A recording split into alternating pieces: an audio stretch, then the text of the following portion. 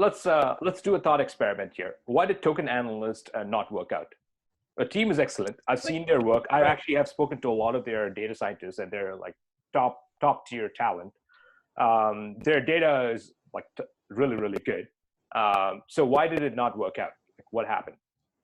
So I think had they been around in 2017, they would have been one of those successes that we would have said. I think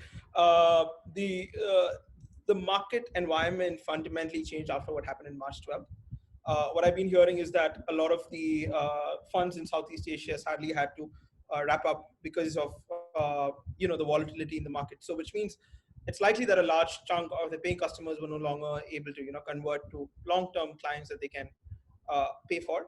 So that's one. Second is the fact that people don't really pay for data as much as they should. So there's a business modeling problem there. So if I, as an analyst, has to get a multi-$1,000 budget expense approved, it's too long a process in any given VC firm. So I won't take that pain unless it's absolutely necessary. Now, is that data worth a couple thousand? Yes, but would I go that mile converting a fund for them unless it's absolutely critical? I may not. So that's one. It's long sales cycle process.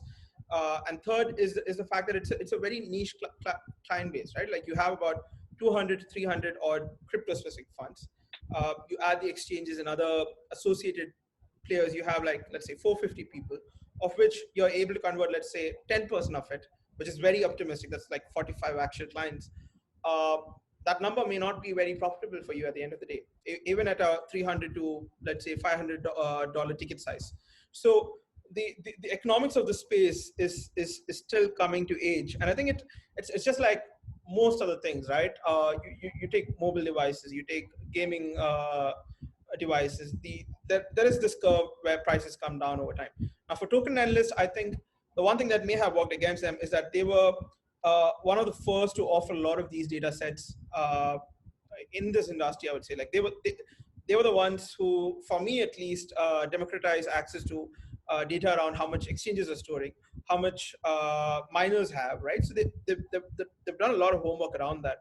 Now, whether that can be a path to profitability on the short run is a big question mark. Now, you add all these factors, and it's likely that the ecosystem funding environment itself changed in the last few months again. So, I think it's again, I've totally skirted what may have happened internally because I have no idea, of course.